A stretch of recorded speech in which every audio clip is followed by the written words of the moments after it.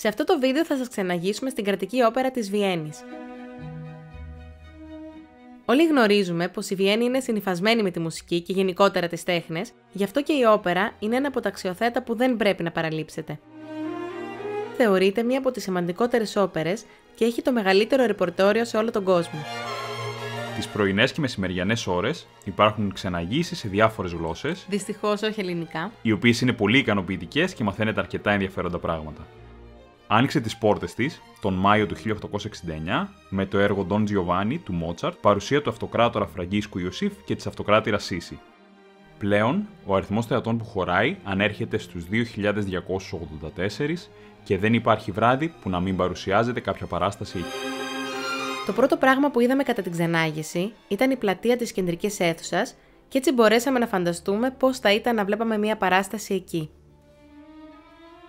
Φυσικά τα χρώματα που κυριαρχούν είναι το χρυσό και το κόκκινο και το κέντρο της οροφής κοσμεί ένας στρογγυλός κρυστάλλινος πολυέλαιος. Η επόμενη αίθουσα που επισκεφθήκαμε ήταν η λεγόμενη αίθουσα του Μάλερ, η οποία είναι διακοσμημένη με ταπετσαρίες από σκηνές του μαγικού αυλού του Μότσαρτ.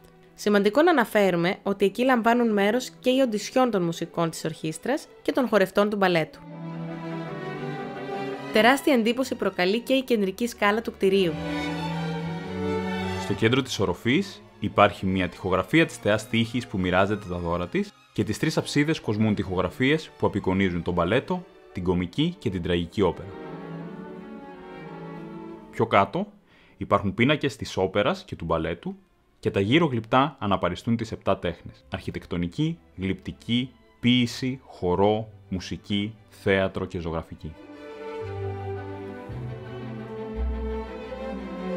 Το τελευταίο φουαγέ που είδαμε ήταν και το πιο εντυπωσιακό, καθώς ήταν αφιερωμένο στην τέχνη της όπερας.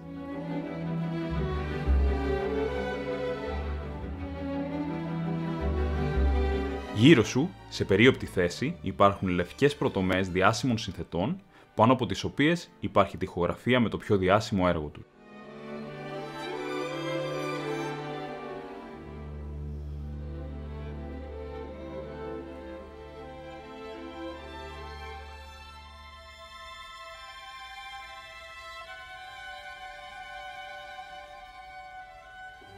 Πιο κάτω, περίπου στο ύψος των ματιών, υπάρχουν προτομές φημισμένων μαέστρων.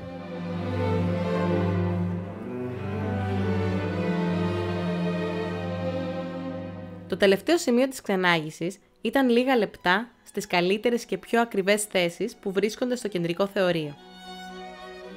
Η κάθε θέση εκεί κοστίζει πάνω από 200 ευρώ, ενώ μια απλή θέση κοστίζει γύρω στα 30.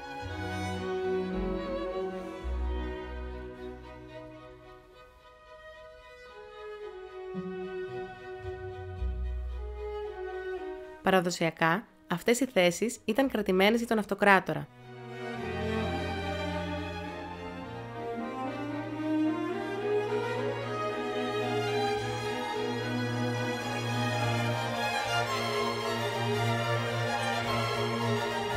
Αυτά για τη διάσημη όπερα της Βιέννης. Μπορείτε να βρείτε περισσότερα αξιοθέατα της Βιέννης στο κανάλι μας.